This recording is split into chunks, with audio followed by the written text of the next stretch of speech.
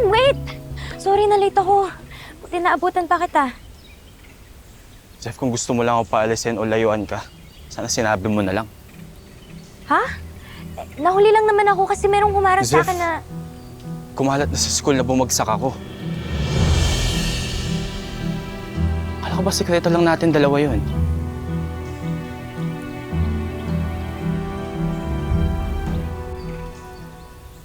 Anong sinasabi mo?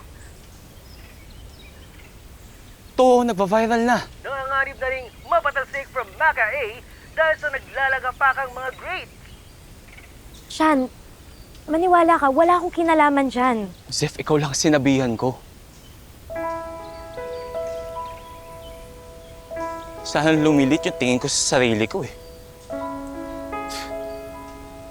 Kaya din siguro kahit anong pakita ko ng motibo sa'yo na gusto kita, wala kang may sagot. Kasi bakit?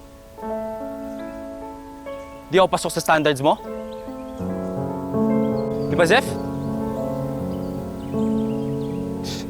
Sana pinalayo mo na lang ako eh.